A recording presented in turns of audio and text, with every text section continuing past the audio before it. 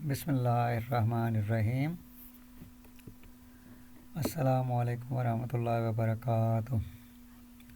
अल्लाहुम्मा सल्लि अला मुहम्मदिन व आलि मुहम्मदिन कमा सल्लैता अला इब्राहीम व आलि इब्राहीम इन्नका हमीदुम मजीद।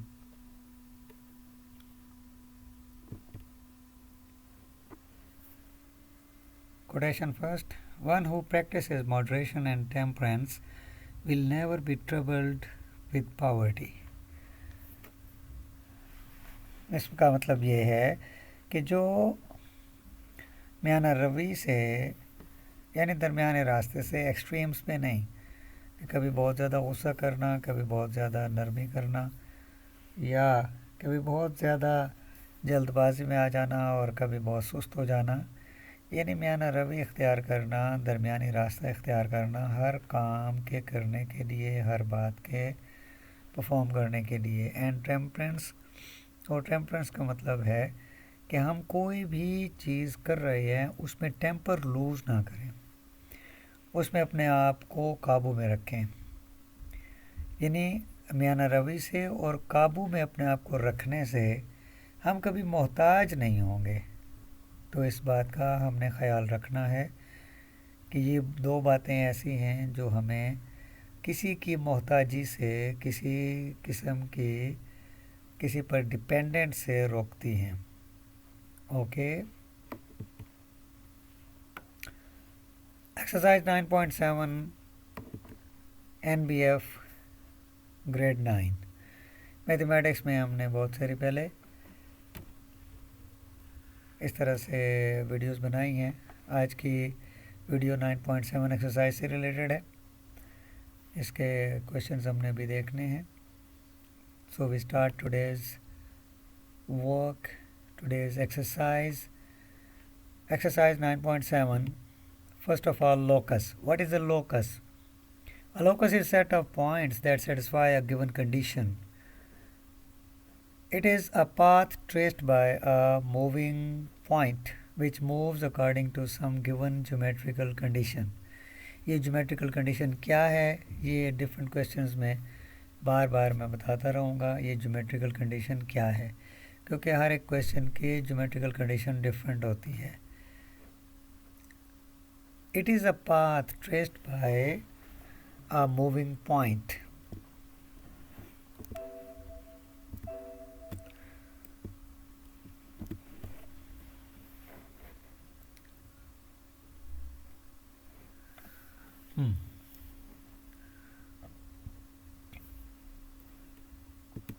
Question number 1.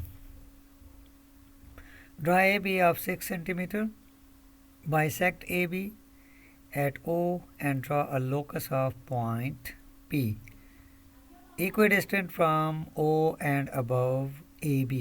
बस इस बात का ख्याल रखना है कि O से इक्विडिस्टेंट हो पॉइंट P और ये अबव हो लाइन सेगमेंट AB के। What could be the name of locus? इस लोकस का नाम क्या होना चाहिए? ये जो अभी मैं बात कर रहा था ज्योमेट्रिकल कंडीशन, इस ज्योमेट्रिकल कंडीशन को हम यहाँ देख रहे हैं। क्या है? Draw a locus of point P equidistant from O से इक्वल डिस्टेंस पे रहे ये पॉइंट P। अगर ये मूव करे पॉइंट P को, अगर हम एक पोजीशन से दूसरी पोजीशन पे कंसीडर करें तो इसका डिस्टेंस इक्वल रहना चाहिए। This is geometrical condition. What could be the name of locus? ऐसा लोकस जिस पे ये मूव कर रहा है पॉइंट, जिसके पोजीशन को चेंज करते हुए हम जब देखते रहें, उसको कंसीडर करते रहें, उसको ऑब्ज़र्व करें या उसकी किसी तरह की कंसिड्रेशन हम लें, वो इन दो बातों को कंसीडर करें। क्या?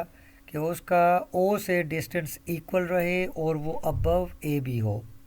तो अब इस चीज़ को हमने क्वेश्चन में देखना है। So we start drawing with the solution that, सबसे पहले हमने ड्रा करना है मैयर AB को 6 centimetre. This is a line segment AB।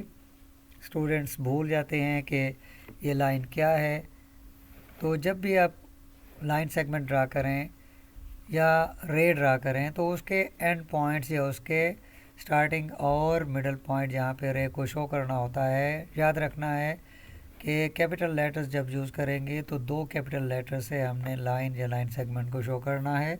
उसकी measurement whatever the given measurement is or considered measurement is, you are to write that as well. Step wise काम करते जाएं और हर काम को कंप्लीट करके फिर अगला स्टेप लें, फिर नेक्स्ट स्टेप पे जाएं। नेक्स्ट स्टेप अब हमने करना क्या है, हमने इसकी बाइसेक्शन करनी है, बाइसेक्ट ए बी। बाइसेक्टर के लिए हमने एक एंड पॉइंट से, दिस इज़ द वे, एक एंड पॉइंट से कंपास प्लेस करना है यहाँ पे एंड पॉइंट पे, और हाफ से ज़्यादा ओपन करके एक आर्क लगानी है। ये कंप्लीट आर्क लगाएं, आपकी मर्ज़ी, या एक आर्क ऊपर और एक पार्ट ऑफ दिस आर्क नीचे लगाएं। फिर यही कंपास जो ओपन किया हुआ है इसका रेडियस चेंज नहीं करना और यहाँ पे प्लेस करना है। कंपास को जब यहाँ प्लेस करके आर्क लगाएंगे इन this way, this will intersect the earlier arc eight 2 points like this one. ये जो दोनों पॉइंट्स हैं, इन दोनों पॉइंट्स को ज्वाइन करते हुए एक लाइन ड्रा करें, उसका कोई नाम होना चाहिए एम। सिंगल पॉइंट से अगर शो करेंगे तो स्मॉल लेटर होगा, और अगर डबल से शो करेंगे जैसे ये ए बी है तो फिर उसका कैपिटल लेटर से हमने कोई भी नेम रख लेना है। तो ये लाइन है एम, और ये कहाँ से पास हो रही है, midpoint of A B, जिसको हमने कहा बाइसेक्टर। तो ये line M is a bisector. Bisector mean a partition which divides any quantity into two halves. Any quantity into two halves. अगर ये लाइन सेगमेंट है तो इसके दो पार्ट्स बनेंगे, AO is equal to OB, और अगर ये एंगल है तो भी इसके दो पार्ट्स बनेंगे, दोनों एंगल्स इक्वल होंगे। अच्छा, तो हमने ये बना लिया। उसके बाद क्या करना है, इक्वी डिस्टेंट फ्राम ओ, अब हमने पॉइंट P लेना है। Also take point P on M, इस M पे एक पॉइंट लेना है P जो O से इक्वल डिस्टेंस पे हो। जितना भी वो लोकस पे हम उसको मूव करें वो एक ही डिस्टेंस पे हो। इसका प्रोसीजर ये है, place the compass on O, open it up to A, or placing the compass on O, open it up to point B। जब ये मेजरमेंट आप ले लें कंपास से तो कंपास को इधर ही रखे रहें और यहाँ पे देखें, बाइसेक्ट करें उसी मेजरमेंट से। तो यहाँ पे एक पॉइंट आएगा जहाँ आप कंपास को यूज़ करके इंटरसेक्ट करेंगे और उसको डॉट करके P अपने पॉइंट, उसका नेम लगा देना है। This is point P। कैसे, आई रिपीट, जब आपने पॉइंट O फाइंड कर लिया बाय ड्राइंग राइट बाइसेक्टर, ये सारी अगर आपने लगाई भी हैं आर्क्स बड़ी बड़ी, तो इन आर्क्स को छोटा कर दें, यहाँ से, इसके अलावा यहाँ से और यहाँ से और यहाँ से, ये बाकी इरेज कर दें, ये पोर्शन सारा इरेज कर दें और थोड़ी सी आर्क्स रहने दें ताकि पता चले that you have drawn this right bisector using compass. ये राइट बाइसेक्टर हो गया। Then place the compass on point O, open it up to A or up to B. This is same from O, as O is midpoint of line segment AB. तो इसको open करके B तक या इसको O तक open करके दोबारा इसी बाइसेक्टर के ऊपर जब आप इंटरसेक्टिंग आर्क ड्रा करेंगे या मार्क करेंगे तो जो पॉइंट आएगा that will B point P। तो हमने पॉइंट P ले लिया। Afterwards, take O as center, draw an arc of radius equal to OA or OB or OP. OP हमने कितना डिस्टेंस लिया है, जितना OA है या OB है उतना ही डिस्टेंस हमने लिया है OP। तो इस वजह से हमने इसको इक्वल डिस्टेंस पे रखना है। रिक्वायरमेंट यही है, इक्वी डिस्टेंट फ्रॉम O। तो लोकस का मतलब ये हुआ कि ये जो हमारे पास इसका पाथ आएगा, it is a path, a locus is a set of points, or we say that it is a path traced by a moving point. अभी मैंने आपको इसका पाथ शो करना है और मूविंग पॉइंट भी आएगा। अब हम अगर इस तरह से सेमी सर्कल ड्रा करें Why not full circle? Because we are given the condition that and above AB, इसका पाथ ऐसा होना चाहिए जो AB लाइन सेगमेंट के above हो. That's why we have taken it as semi circle और half circle. और इसके पाथ को इस तरह से होना चाहिए, ये मूव करे चाहे फॉरवर्ड डायरेक्शन में या बैकवर्ड डायरेक्शन में, तो इसका पाथ हमें अबव ए नज़र आना चाहिए. तो अबव ए हमें नज़र आ रहा है कि इसका पाथ अबव ए है. तो ये है क्या चीज़? ये अबव ए जो हमने इसका पाथ डेवलप किया है, ड्रा किया है, शो किया है, तो ये क्या चीज़ है? This is semicircle. So in this way we say that the path of this moving point, ये जो मूविंग पॉइंट पी है, पॉइंट पी का मूविंग पॉइंट पी का पाथ जो है, मूविंग पॉइंट पी का पाथ हमारे पास सेमी सर्कल है. Why is it semicircle? क्योंकि हमारी रिक्वायरमेंट में ये शामिल है अबव ए बी, इस वजह से हमने सिर्फ हाफ सर्कल बनाया है, फुल सर्कल नहीं बनाया. तो आखिर में हम इसको आंसर कर रहे हैं. ये जो हमारे पास क्वेश्चन है, what could be the name of the locus, तो लोकस का नेम होना चाहिए semicircle. A P B is the locus which is a semicircle. Okay, पूरी एक्सरसाइज में हमने देखना ये है कि ये पाथ डिफरेंट टाइप्स का होगा. अब ये जो ज्योमेट्रिकल कंडीशन थी, वो कंडीशन इसके लिए क्या थी कि ये पॉइंट पी इसके ऊपर इक्वी डिस्टेंट पे हो, यानी ये किसी भी पॉइंट पे है तो ये ओ से इक्वल डिस्टेंस पे है. Equidistant mean at equal distance, तो ये इक्वल डिस्टेंस पे नज़र आ रहा है.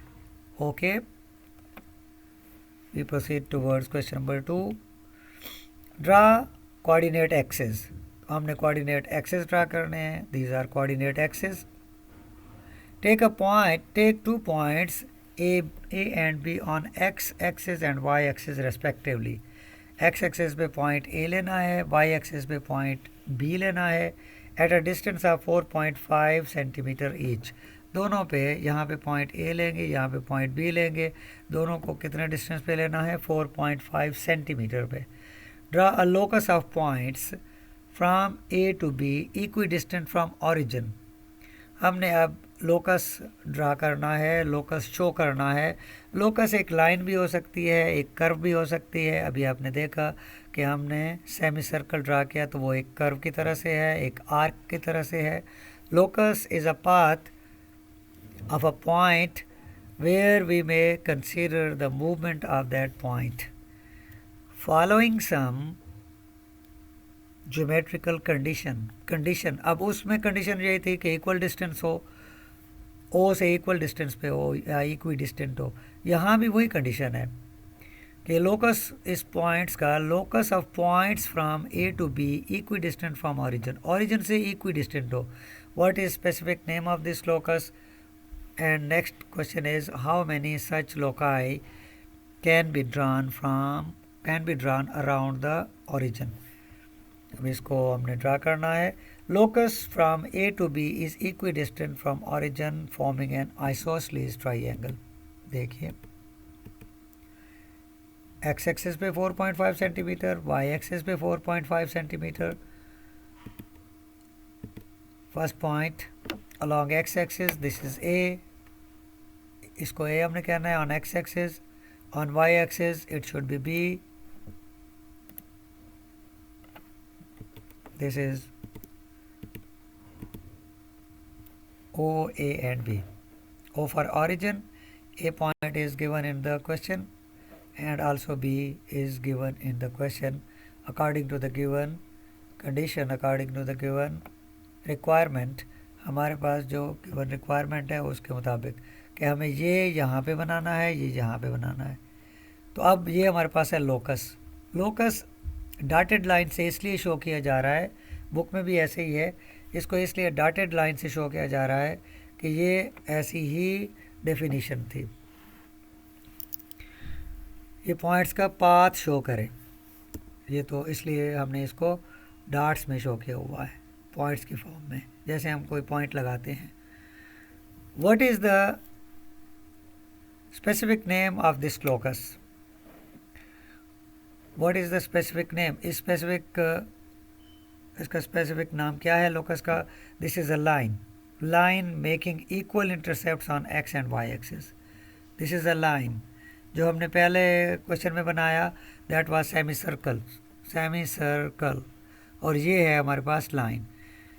The name of this locus which is equidistant from origin, origin से इक्वल डिस्टेंस पे है, चाहे ये यहाँ पे हो ये उतना ही डिस्टेंस है, ये डिस्टेंस सेम है ऑरिजिन से.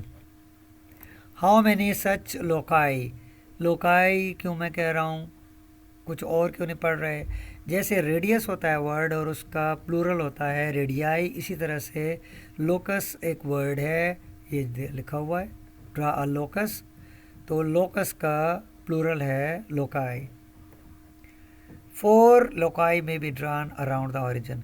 ये फर्स्ट क्वाड्रेंट में हमने शो किया हुआ है, दूसरा सेकंड क्वाड्रेंट में बनाया जा सकता है, तीसरा थर्ड क्वाड्रेंट में बनाया जा सकता है, and fourth one in the fourth quadrant. Okay, last question was how many such loci can be drawn around the origin. 4 loci may be drawn around the origin. Next, question number 3, draw a horizontal line. Number 1, take a point T above L at a distance of 3 centimeter and draw a locus of points. यानी हमने dotted line draw करनी है या dotted line segment draw करना है, उसी को हम लोकस कहेंगे. Locus of points through T, T के थ्रू हमने वो ड्रा करनी है, पैरेलल टू एल, एल के पैरेलल होने चाहिए. Now take a point Q below L, first line जो हमने ड्रा की है बिलो एल, हमने एक और लाइन ड्रा करनी है, एक पॉइंट लेना है, फिर उसके थ्रू हमने लाइन ड्रा करनी है, और वो डिस्टेंस कितना होना चाहिए एल से, that is 3.2 centimetre. First line का डिस्टेंस, फर्स्ट पॉइंट का डिस्टेंस टी का 3 सेंटीमीटर, दूसरे पॉइंट का distance 3.2 centimetre, and draw a locus of points through Q parallel to L, ये भी एल के पैरेलल होगी. What is the distance between both loci, both loci में distance कितना है ये भी बताना है. तो वी ड्रा इट, एक लाइन ड्रा कर दें. लाइन का ख्याल रखना है, स्टूडेंट्स मिस कर जाते हैं इस पॉइंट को कि एरो हेड नहीं लगाते. एरो हेड ना हो तो वो लाइन सेगमेंट होता है, and line segment is a limited length shown in geometry, and line is unlimited length. Line एक ऐसी लेंथ है जिसके दोनों साइड्स पे एरो हेड होते हैं और दोनों एक्सटेंडेबल होते हैं, यानी हम इसको इस साइड पे भी एक्सटेंड कर सकते हैं, इसको इस साइड पे भी एक्सटेंड कर सकते हैं. तो लाइन की डेफिनेशन जो भी कर सकते हैं, line is a length ever extending never ending, ever extending never ending length is called line. इस लाइन को हमने L से शो करना है और इससे ऊपर एक पॉइंट हमने लेना है, that is eight a distance of 3 centimetre. इससे ऊपर आप इस पॉइंट, इस जगह पे लें, इस जगह पे, किसी जगह पे भी लाइन से ऊपर हमने 3 सेंटीमीटर डिस्टेंस पे पॉइंट टी मेंशन करना है. टी को जब हम मेंशन कर लेंगे, ये पॉइंट टी है, और फिर लाइन से बिलो 3.2 सेंटीमीटर के डिस्टेंस पे हमने एक और पॉइंट शो करना है क्यू, और फिर उससे लाइन ड्रा करनी है. लाइन पहले ड्रा करें या पॉइंट पहले प्लाट करें, दोनों एक ही बातें हैं. ये क्यू है, अब हमने इन दोनों का डिस्टेंस फाइंड करना है. ये दोनों ड्रा हो चुके, ये लाइन एल के पैरेलल है, दोनों loci, both the loci are parallel to line L. Last, what is the distance between both loci, इनके दरमियान डिस्टेंस कितना है, ये डिस्टेंस है हमारे पास. What is the distance between both loci, इसका और इसका डिस्टेंस कितना है, this is locus of points, this is another locus of point through point Q, earlier one was through point T. The distance between both the loci is 3 plus 3.2 makes it 6.2. Hence, the conclusion, the required distance between both loci is 6.2 centimeter. यहाँ कभी भी centimetre लिखने की ना ज़रूरत है, चाहे कोई भी यूनिट्स हों, सेंटीमीटर हैं या किलोमीटर हैं, whatever the units are given, gram है या मिलीग्राम है या जो कुछ भी, जहाँ पे जहाँ भी सिंप्लीफिकेशन हो रही है वहाँ पे यूनिट सिंप्लीफाई करते हुए लिखने की ज़रूरत नहीं है, that is an extra work. तो उसमें टाइम लगता है, टाइम सेव करें अपना। एक्स्ट्रा कामों में कभी भी टाइम ना लगाएं। यहाँ एक आपको एडवाइस करूँ कि आपने ये ख्याल रखना है हमेशा, मैथमेटिक्स का पेपर अटैम्प्ट करते हुए सिर्फ एक पेन या पॉइंटर या ball point what ever you use, just one. कोई पेन चेंज करने की ज़रूरत नहीं है, कोई हेडिंग लगाने की ज़रूरत नहीं है। मैथमेटिक्स में ट्रू स्टेप्स के मार्क्स होते हैं, सिर्फ ट्रू स्टेप्स होने चाहिए, जो लॉजिकल स्टेप्स हो, जो अकॉर्डिंग टू द रिक्वायरमेंट हो। कोई फ़र्क नहीं पड़ता आप कितने तरह से सजाते हैं किसी चीज़ को। यहाँ पे किसी भी डेकोरेशन के या किसी भी कलर के मार्क्स नहीं हैं, यहाँ ट्रू स्टेप्स के मार्क्स हैं। चाहे वो प्रैक्टिकल ज्योमेट्री है, चाहे वो डेमोस्ट्रेटिव ज्योमेट्री है। ये डेमोस्ट्रेटिव ज्योमेट्री हम इस वक्त कर रहे हैं, ठीक। ये प्रैक्टिकल ज्योमेट्री नहीं है, इसमें हमें मेजरमेंट नहीं गिवन। प्रैक्टिकल ज्योमेट्री वो होती है जो हम मेजरमेंट्स के साथ करते हैं, हर एक चीज़ की मेजरमेंट होती है। यहाँ पे मेजरमेंट नहीं है कि ये लाइन लोकस हमने कितना लेंथी शो करना है, या गिवन लाइन कितने मेजरमेंट की होनी चाहिए, या ये लाइन सेगमेंट कितना होना चाहिए। फिर इसके साथ पूरे स्टेप्स लिखने पड़ते हैं। जब भी प्रैक्टिकल ज्योमेट्री करते हैं तो पूरे स्टेप्स हम लिखते हैं कि ये जो फिगर हमने ड्रा की है वो किसी भी तरह की फिगर है, सर्कल है, ट्राइंगल है, रेक्टेंगल है, whatever is drawn according to the requirement, उसके सारे स्टेप्स बताने पड़ते हैं, first to the last step कि हमने क्या किया, किस तरह से ड्रा किया। तो उसे प्रैक्टिकल ज्योमेट्री कहते हैं। This is demonstrative geometry. Okay, we proceed towards the next. अच्छा, बहुत सारे स्टूडेंट्स ये नहीं जानते कि हमने किस तरह से पैरेलल लाइन ड्रा करनी है। पहली बात तो ये कि आपकी जो आंसर शीट होती है उसके ऊपर लाइंस लगे होते हैं, आपकी नोटबुक पे भी लाइंस लगी होती हैं, पहले ही से प्रिंटेड होती हैं। जो लाइंस प्रिंटेड हैं उन्हीं के ऊपर ही लेना। और पैरेलल लाइन लेने के लिए ये जैसे स्केल को प्लेस किया हुआ है, देखें स्केल के ऊपर ये लाइंस होती हैं, जहाँ पे नंबर होता है, चाहे वो इंचेस की साइड से हो, सेंटीमीटर्स की साइड से हो, जहाँ पे भी नंबर लिखा होता है वो लाइन थोड़ी सी बड़ी होती है। तो बड़ा होने की वजह से उसको पहले जो ये लाइन आपने ड्रा की, इसके ऊपर इस लाइन को ये देखें बिल्कुल पैरेलल रखें। ये जैसे ये छोटी सी लाइन आपको थोड़ी सी ऊपर नज़र आ रही है, इसको लाइन के ऊपर रखें। ट्रांसपेरेंट स्केल आपके पास होना चाहिए, लाइन के ऊपर रखें।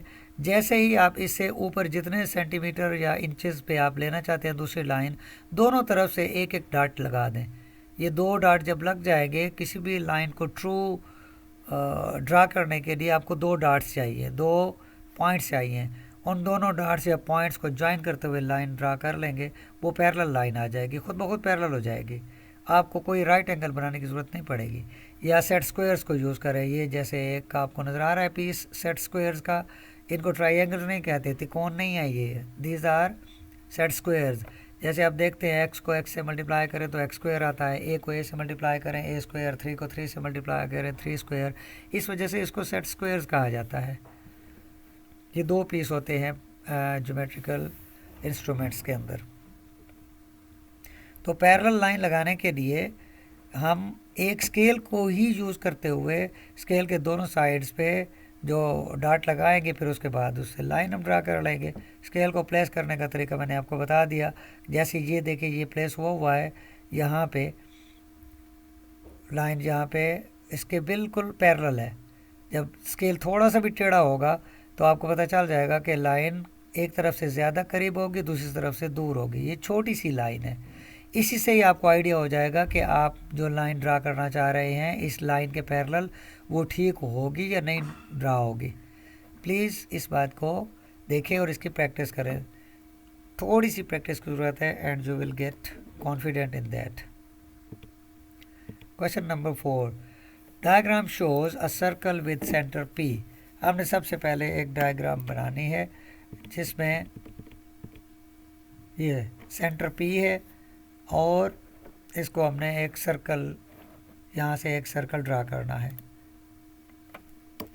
ये सर्कल हमने ड्रा कर दिया। This diagram shows a circle with centre P. Centre उसका पी है। आगे हमने क्या करना है, X and Y are 2 points. दो पॉइंट्स कंसिडर करें, X and Y, these are 2 points. इन 2 पॉइंट्स पे हमने सरकमफ्रेंस पे ये 2 पॉइंट लेने हैं। On circumference of the circle, on circumference of the circle, ये सर्कल के सरकमफ्रेंस पे हमने ले लिए। फिर दूसरी बात, next, draw locus of points. Locus of points है, ये पॉइंट्स को हमने एक लाइन से शो किया हुआ है। This is locus of points which are equidistant from X and Y through P. ये पी से पास हो रहा है और एक्स और वाई से इक्वल डिस्टेंस पे हमने इसको रखना है। उसका तरीका यही है कि जब भी सर्कल ड्रा करना हो, किसी भी, मैंने अभी कहा आपसे, आपके नोटबुक पे लाइंस लगी होती हैं, तो आपने एक लाइन के ऊपर डॉट लगाना है, उसी को पहले पेंसिल से पॉइंट कर दें ताकि आपको वो पॉइंट समझ आए। पहले पेंसिल से पॉइंट करें, उसके बाद कंपास प्लेस करके ऊपर वाली लाइंस को, चाहे 2 लाइंस ऊपर और फिर 2 लाइंस नीचे, 3 लाइंस ऊपर तो फिर 3 लाइंस नीचे। सर्कल का हमें नहीं बताया गया, हमने सर्कल कितने सेंटीमीटर के रेडियस का ड्रा करना है। तो जब भी कोई कहा जाए कि सूटेबल रेडियस, तो 3 सेंटीमीटर या 4 सेंटीमीटर तक मैक्सिमम कंसीडर किया जाता है। चाहे ट्राइएंगल है जिसमें हमें मेंशन नहीं किया गया कितने सेंटीमीटर की होनी चाहिए, उसमें भी हमने ऐसा ही करना है। Be careful about these points.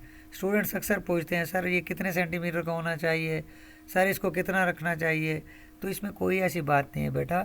Suitable का मतलब है कि आप जब एक ड्राइंग बनाएं तो वो ड्राइंग हमें देखने में आसानी से हर एक चीज़ क्लियर नज़र आए, उसमें आसानी से हम उसको समझ सकें।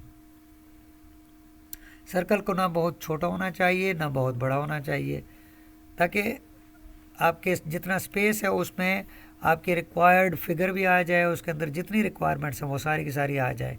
अभी जब हम दूसरा सर्कल ड्रा करेंगे उसमें भी आप देखेंगे कि स्टूडेंट से क्या गलती होती है। कल भी एक स्टूडेंट ने एक मिस्टेक की, वो भी अभी मेंशन करता हूँ मैं आपको। Draw a locus of points which are equidistant from X and Y through P. Locus हमने ड्रा कर लिया, this is locus of points. Next, take another point G on locus outside the circle. इसी locus पे हमने एक point जी लेना है। ये हमने पॉइंट जी लिया और उसको हमने मेंशन कर दिया, it's name is G. Draw another circle of radius P G. P से जेड तक, जेड के ऊपर कंपास प्लेस करें और उसको ओपन करें पी तक और फिर सर्कल ड्रा कर दें। ऐसे सर्कल जब ड्रा करेंगे तो सेंटर हमारे पास क्या हुआ, and draw another circle of radius P G, P Z, P से जेड तक उसका रेडियस होना चाहिए। इट डजेंट मीन कि पी पर कंपास प्लेस करें, ये हमें बताया गया है।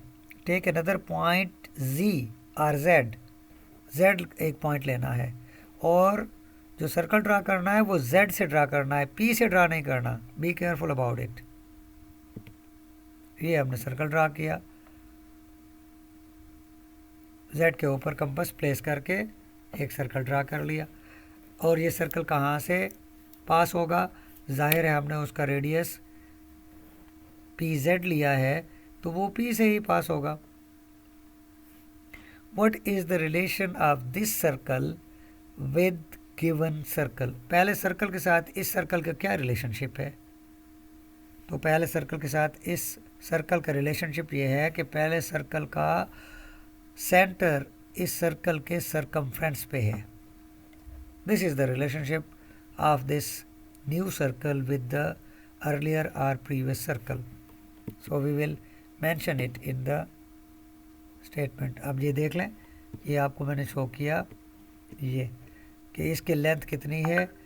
ये हमारे पास है रेडियस पी जेड, ये जो हमें गिवन था। तो इसको दूसरी तरफ भी आपको मैं दिखा रहा हूँ, ये देखें ये सेम लेंथ का है। इट मीन्स कि ये सेंटर हमने बिल्कुल ठीक कंसीडर किया हुआ है। जितना इस साइड पे उतना इस साइड पे होना चाहिए। ये अब बन गया पी से लेकर इस पॉइंट तक, ये डायमीटर है। Diameter is what, diameter is 2 times the radius. तो जो रेडियस बताया गया था उससे डबल है। Clear. Centre P of given circle lies on the circumference of this circle. ये थर्ड पार्ट का रेस्पॉन्सिव। क्वेश्चन नंबर 5 आप खुद कीजिएगा। क्वेश्चन नंबर 6 हम देख रहे हैं next. Draw N equilateral triangle P Q are of suitable measurement. हमने ट्राइंगल सूटेबल मेजरमेंट की पी क्यू आर ट्राइंगल, फिर वही बात है कि यहाँ पे हमने ये सोचना है कि सूटेबल मेजरमेंट कितनी होनी चाहिए, तो वो 2 सेंटीमीटर नहीं हो सकती, वो 3 सेंटीमीटर, या बेहतर करने के लिए ईजी अपने आप परफॉर्म करने के लिए भी इसमें बहुत सारा कुछ हमने करना है एक ही क्वेश्चन के अंदर। तो ये 8 मार्क्स का क्वेश्चन आ सकता है अगर कंप्लीट क्वेश्चन दिया गया। तो ज़रूरी नहीं होता कि जो क्वेश्चन बुक में या कहीं किसी एक्सरसाइज में या एग्जाम्पल में गिवन है तो वो जितना क्वेश्चन है उतना ही दिया जाएगा पेपर में। No, this is not necessary. उससे हाफ क्वेश्चन भी दिया जा सकता है, जैसे क्वेश्चन को अभी अब देखते हैं। Draw right bisectors of any 2 sides and locate a point A where both bisectors meet. Part 2. Draw angle bisectors of any 2 vertices and locate a point B where both bisectors meet. पहले में हमने right bisector या side bisectors या perpendicular bisectors draw करने हैं, और दूसरे requirement में हमने एंगल बाइसेक्टर्स ड्रा करने हैं। तो इनमें से ये एक भी दिया जा सकता है पार्ट क्वेश्चन में, फिर वो 4 मार्क्स का होगा, और अगर दोनों दिए जाएंगे तो फिर 8 मार्क्स का क्वेश्चन होगा। और एक्स्ट्रा कोई पॉइंट होगा, जैसे ये एक्स्ट्रा है। What is the relationship between locus of A and B. A और बी के लोकस का रिलेशनशिप आपस में क्या है, तो इसको भी रिस्पॉन्ड करना है हमने। पहले ड्रा करते हैं। P Q are suitable measurement की ट्राइंगल ड्रा करनी है। तो पी क्यू हमने 4 सेंटीमीटर का, जैसे मैंने बताया था कि 4 सेंटीमीटर, 4.5 सेंटीमीटर और 3.5, बस इसके आसपास होने चाहिए, ये सूटेबल मेजरमेंट है। तो पॉइंट क्यू से हमने एक आर्क लगाई, कितनी, वही 4 सेंटीमीटर की, because we are required to draw equilateral triangle. Then from point Q, पहले पॉइंट क्यू से लगाई, अब पॉइंट पी से रेडियस को चेंज नहीं करना, 4 सेंटीमीटर का रेडियस कंपास से लेकर यहाँ पे प्लेस करें, और एक और आर्क लगाएं जो इस आर्क को, पहले वाली को इंटरसेक्ट करेगी, जहाँ पे उसको दोनों पी और क्यू पॉइंट से मिला दें। Name it as R. Now triangle P Q R which is an equilateral triangle have been drawn. ये बन गई। इसके बाद फर्स्ट पार्ट यहाँ से स्टार्ट होगा। राइट बाइसेक्टर्स क्या होते हैं, परपेंडिकुलर बाइसेक्टर। यहाँ पे हमने एक बाइसेक्टर ड्रा करना है, वो भी थोड़ी देर पहले हमने पहले क्वेश्चन में किया था। तो वो क्या था, एक एंड पॉइंट पे पी क्यू हमारे पास एक लाइन सेगमेंट है जो ट्राइंगल की एक साइड भी है। तो इसके एक एंड पॉइंट पे पहले कंपास प्लेस करें, हाफ से ज़्यादा ओपन करें और एक आर्क ड्रा करें। एक पॉइंट से पहले इधर से ड्रा की, फिर इधर से ड्रा की। दोनों पॉइंट्स ने जहाँ एक दूसरे को इंटरसेक्ट किया उसको जॉइन करते हुए ये हमने एक लाइन ड्रा करनी है। This is the line. ये लाइन हमने ड्रा कर ली। This is right bisector. ये राइट एंगल पे है। बाइसेक्टर का मतलब क्या है, इसने पी क्यू को 2 इक्वल पार्ट्स में डिवाइड कर दिया। अब डिवाइडर जो 2 नोक वाली एक कंपास की तरह से एक इंस्ट्रूमेंट होता है ज्योमेट्रिकल इंस्ट्रूमेंट्स में, उसको यहाँ प्लेस करके इस तरफ ओपन करें तो वो उतना ही होगा जितना इस तरफ होगा, क्योंकि ये बाइसेक्टर है। इसकी 2 कैरेक्टरिस्टिक्स हैं। एक तो ये बाइसेक्टर है, यानी इस साइड को 2 इक्वल पार्ट्स में डिवाइड कर रहा है। दूसरा ये परपेंडिकुलर भी है, ये राइट एंगल पे है। This bisector is at right angle with P Q side. Similarly इस साइड का भी परपेंडिकुलर बाइसेक्टर कैसे होगा, पहले इस तरफ से एक आर्क ऐसे ड्रा हो, फिर इस पॉइंट से एक आर्क ऐसे ड्रा हो, जहाँ पे वो दोनों आर्क्स इंटरसेक्ट करें उनको ज्वाइन करते हुए यहाँ वो इस पहले परपेंडिकुलर बाइसेक्टर को कहीं से इंटरसेक्ट करेंगे और उस पॉइंट को हमने नेम देना है ए का। That will be named as A. ये हो गया, तो इसका नाम हो गया ए। इसे हमने डॉट करना है, ये इस पॉइंट को हमने डॉट कर दिया। अब ये पॉइंट ए हो गया। This was the requirement according to the statement. अब सेकंड पार्ट में हमने इसी के अंदर ही draw angle bisectors of any two vertices, इस वर्टेक्स का और इस वर्टेक्स का हमने दोनों का एंगल बाइसेक्टर ड्रा करना है। So be careful for drawing angle bisector. आपने कंपास यहाँ प्लेस करके थोड़ा सा उसे ओपन करना है, 1 सेंटीमीटर और 1.5 सेंटीमीटर, उससे ज़्यादा नहीं।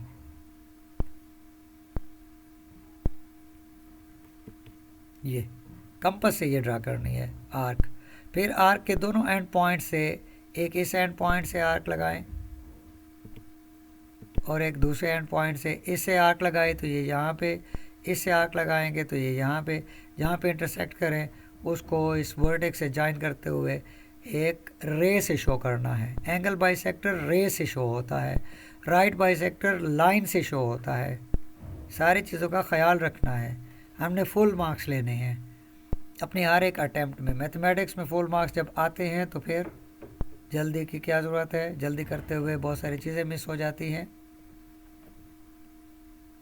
अब इसी तरह से दूसरे एंगल का बाइसेक्टर, ये रिक्वायरमेंट दो एंगल्स की है, टू वर्टिसेस से, एक वर्टेक्स हमने क्यू और दूसरा वर्टेक्स हमने पी कंसीडर किया, दोनों से। फिर ये आर्क लगाई हमने कंपास से, कंपास यहाँ प्लेस करेंगे, आर्क लगाएंगे जहाँ पे दो पॉइंट्स आए इंटरसेक्टिंग पॉइंट्स, वहाँ से एक आर्क यहाँ से लगाएंगे, एक आर्क यहाँ से लगाएंगे, लाइक दिस वन। इधर वाली ये आर्क है और ये इस पॉइंट से हमने ये आर्क लगाई, इन्होंने जहाँ पे इंटरसेक्ट किया वो ये भी वही पॉइंट आ रहा है। What is the reason? Because this is an equilateral triangle. ये इक्विलेटरल ट्राइंगल है, इस वजह से इसके एंगल बाइसेक्टर्स और राइट बाइसेक्टर्स या साइड बाइसेक्टर्स या परपेंडिकुलर बाइसेक्टर्स, इनके तीन नाम हैं, राइट बाइसेक्टर, साइड बाइसेक्टर और परपेंडिकुलर बाइसेक्टर। तो ये दोनों एक ही पॉइंट पे लाई करते हैं। ये जो क्वेश्चन था, what is the relationship between locus of A and B, A and B के लोकस का रिलेशनशिप क्या है? They coincide, the two points coincide. तो ये हमने रिस्पॉन्स में लिखना है, points A and B coincide, ये एक ही पॉइंट पे लाई करते हैं। उसकी रीज़न क्या है फिर बता रहा हूँ। रीज़न उसकी ये है कि ये इक्विलेटरल ट्राइंगल है।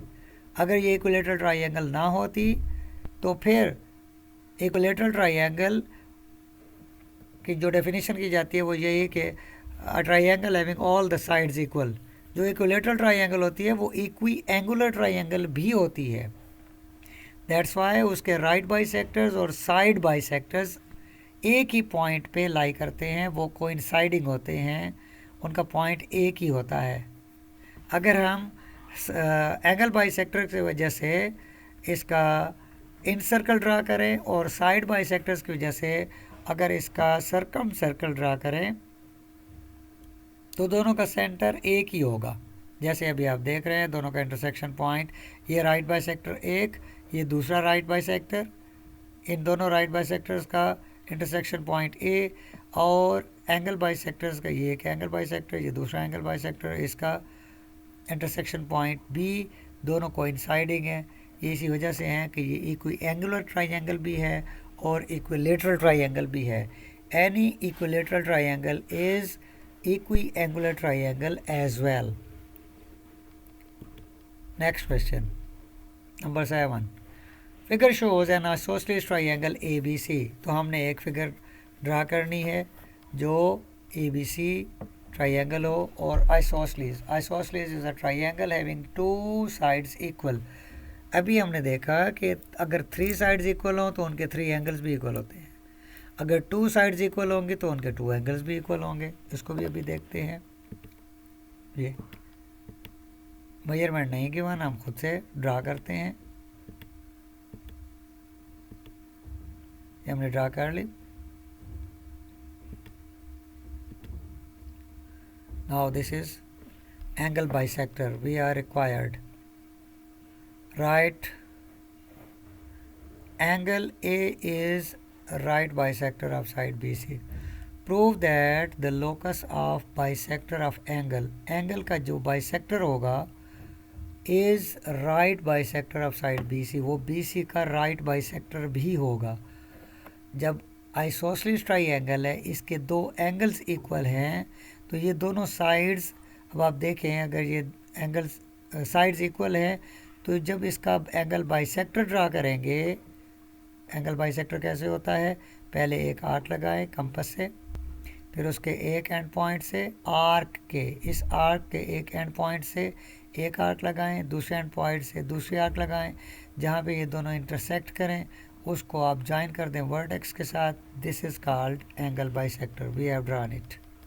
इस पॉइंट को डी कहना है हमने। ये इस क्वेश्चन की स्टेटमेंट में नहीं गिवन, लेकिन हमने कंसीडर करना है। तो पहले ए बी सी है, अब उसे हमने डी कहा।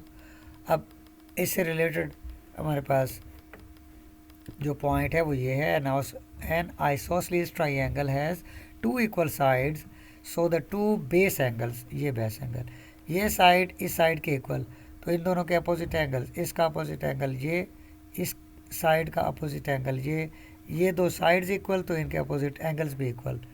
As isosceles triangle has two equal sides, so the two base angles will be equal, ये दोनों एंगल्स भी इक्वल होने चाहिए as sides are equal. And vertex angle, this is called vertex angle, vertex angle bisector will bisect its opposite side, ये जो angle bisector है ये opposite side को भी बाइसेक्ट करेगा, इस साइड को भी ये बाइसेक्ट करेगा। क्यों बाइसेक्ट करेगा, इसलिए कि ये आइसोसेलेस ट्राइंगल है और इसका एंगल बाइसेक्टर और साइड बाइसेक्टर एक पॉइंट पे आएंगे। ये इसके इक्वल नहीं होगा कि ये इसका हाफ करे और इसका हाफ करे, तो ये इन दोनों के इक्वल होगा जैसे इसके हाफ्स है, क्योंकि ये इक्विलेटरल नहीं है। लेकिन आइसोसेलेस होने की वजह से, इसकी दो साइड्स इक्वल होने की वजह से ये ऐसे आएगा कि इसका परपेंडिकुलर बाइसेक्टर भी बन जाएगा, ये खुद ब खुद बन जाएगा। एंड परपेंडिकुलर टू इट, और ये इस पर परपेंडिकुलर भी होगा एज वेल, ये इस पर परपेंडिकुलर भी होगा और परपेंडिकुलर इसको बाइसेक्ट भी करेगा और परपेंडिकुलर भी होगा। तो बाइसेक्ट करने का मतलब है बी डी और सी डी इक्वल होंगे। अब इसी बात को देख के हमने इसको प्रूव करना है। 8th क्लास में आपने थ्योरम्स पढ़े हैं, इसको हम थ्योरम की तरह से प्रूव करेंगे, रिक्वायरमेंट उसी तरह की ये बन गई है। An isosceles triangle has two equal sides, so the two base angles will be equal, जो अभी पिछले पेज पे आपको दिखाए थे, पिछली स्लाइड पे वही वर्डिंग है। ये मैयर बी डी और मैयर सी डी इक्वल है। B D and C D क्यों इक्वल हैं, क्योंकि ये एंगल बाइसेक्टर ये परपेंडिकुलर भी है और बाइसेक्टर भी है। तो अब हमने बताना, ये प्रूव ये करना है कि वाकई ये परपेंडिकुलर है। अब ये देखने से नहीं प्रूव करना कि ये परपेंडिकुलर है, हमने इसको लॉजिकल रीजनिंग से प्रूव करना है कि ये परपेंडिकुलर है। तो थ्योरम में कुछ स्टेटमेंट्स और पॉइंट्स को स्पेसिफिक वे से कंसीडर करते हैं। तो पहले फिगर को हम कंसीडर कर रहे हैं, उसके बाद गिवन, उसके बाद टू प्रूव। तो ये गिवन क्या है, गिवन में यहाँ पे ये जैसे दिया हुआ था, prove that the locus of bisector of angle A का बाइसेक्टर जो है, इसका जो लोकस है यानी इसकी जो अक्रेंस है वो किस तरह की है, is right bisector of side B C, ये बी सी का राइट बाइसेक्टर है। बाइसेक्टर तो है लेकिन राइट है, यानी हमने राइट एंगल इसका शो करना है। ये कैसे राइट एंगल बनता है वो इस थ्योरम के ज़रिए से प्रूव होगा। B C is perpendicular, required है कि हमारे पास ये परपेंडिकुलर होना चाहिए।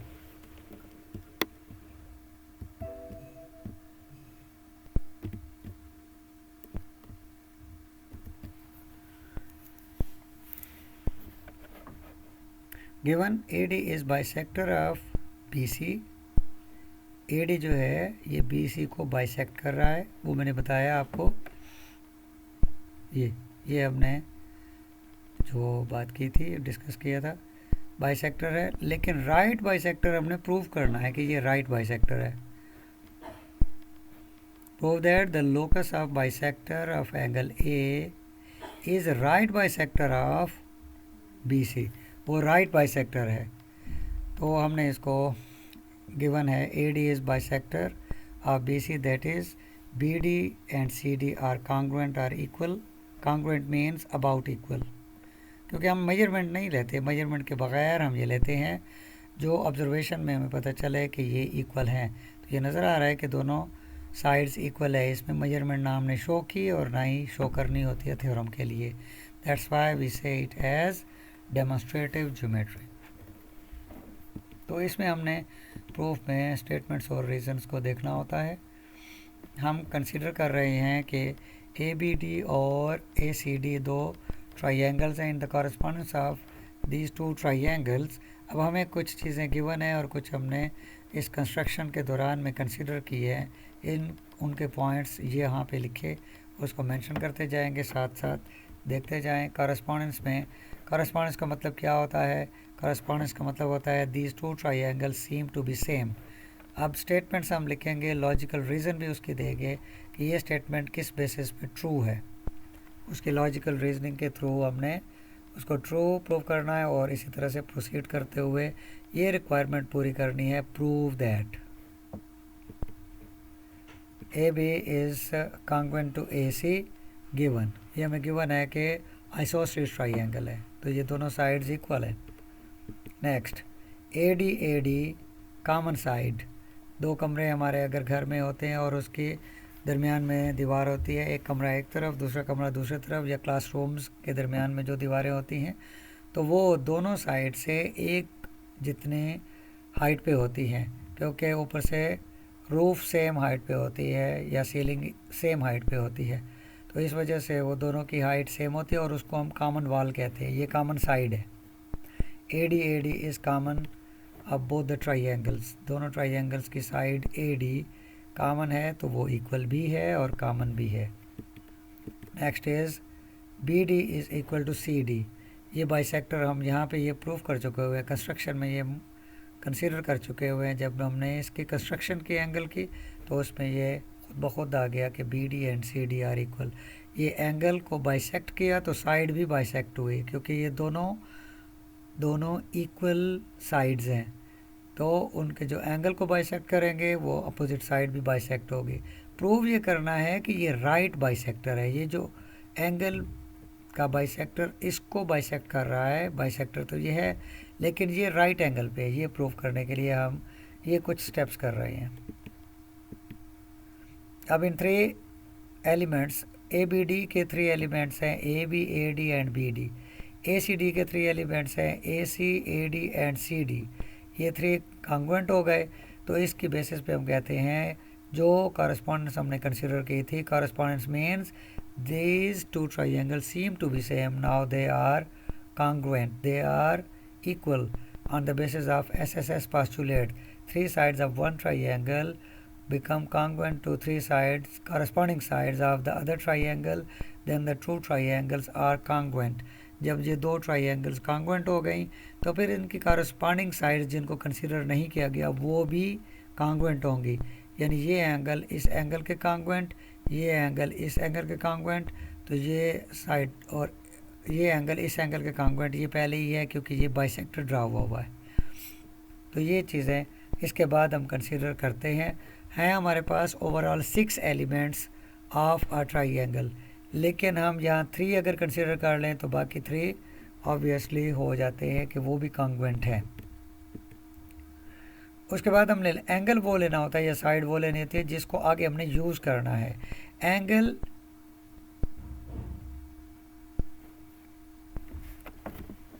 I make some correction.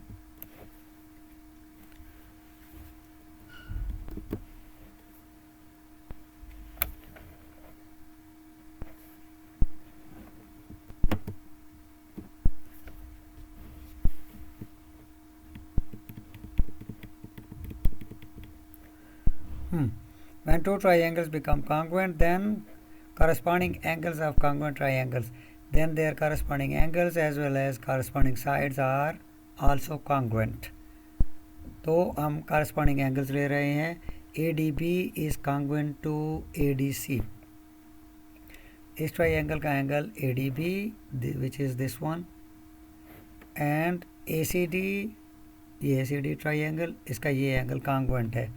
अभी तक हमने ये प्रूव किया है कि ये दोनों एंगल्स कॉन्ग्रुएंट है। राइट एंगल हमने अभी प्रूव नहीं किया, वो आगे हमने प्रूव करना है। उसके लिए 2 to 3 statements we will consider. But measure angle ADB plus measure angle ADC is equal to 180 degree. देखिए ये इस तरह से 180 डिग्री स्ट्रेट एंगल बन रहा है। One is ADB, other is ADC। ये दोनों स्ट्रेट एंगल्स, ये दोनों मिल के स्ट्रेट एंगल बना रहे हैं। तो स्ट्रेट एंगल होता है 180 डिग्री का। ये दोनों स्ट्रेट एंगल बना रहे हैं, स्ट्रेट एंगल होता है 180 डिग्री का। दो बातें कंसीडर करें, ये दोनों एंगल्स इक्वल भी हैं और इनका सम 180 भी है। एग्जाम्पल ले रहे हैं कि हमारे पास अगर एक नंबर है 20, उसके दो पार्ट्स करें तो एक 1 हो सकता है, एक 19 हो सकता है, एक 0.5 हो सकता है, एक 19.5 हो सकता है, एक 15 हो सकता है, दूसरा 5 हो सकता है। लेकिन अगर एक और कंडीशन आ जाए कि उसके दो पार्ट्स करें लेकिन दोनों पार्ट्स इक्वल भी हों, अब 20 के दो पार्ट्स जो इक्वल भी हों वो 10 और 10 हो सकते हैं। तो ये कंडीशन भी ऐसे ही है कि ये दोनों एंगल्स इक्वल हैं और इनका सम 180 है। ऑब्वियसली क्या होना चाहिए? Yes, exactly right. दोनों इक्वल भी है और सम 180 भी है, तो दोनों को 90 होना चाहिए। So both the angles are 90 degree, both the angles are of 90 degree. ये भी 90 डिग्री, ये भी 90 डिग्री। यही तो हमने प्रूव करना था कि ये राइट बाइसेक्टर है, AD राइट बाइसेक्टर है। तो AD राइट बाइसेक्टर कैसे होगा, नेक्स्ट पॉइंट हमें कंसीडर करना होगा। अगर ऐसा है कि ADB और ADC ये दोनों राइट एंगल्स हैं, तो ये राइट एंगल किस तरह से बनेंगे? AD will be perpendicular to BC। ये राइट एंगल तब बनेंगे जब AD परपेंडिकुलर हो BC के साथ, as ACP is 90 degree. I make this correction as well.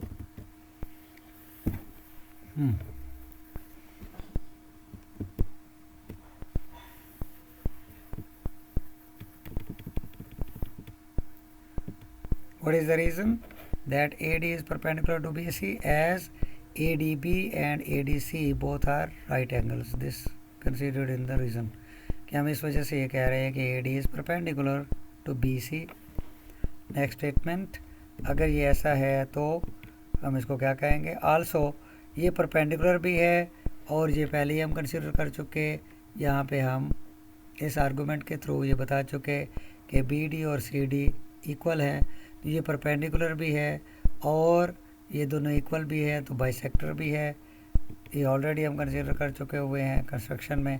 Therefore AD is right bisector of BC, so locus of angle bisector is on the right bisector of BC from 3 and 4।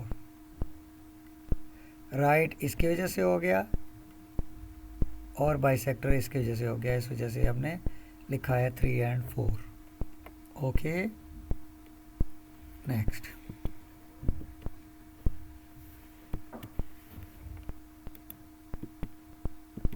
Question number 8. Draw 3 non-collinear points in plane.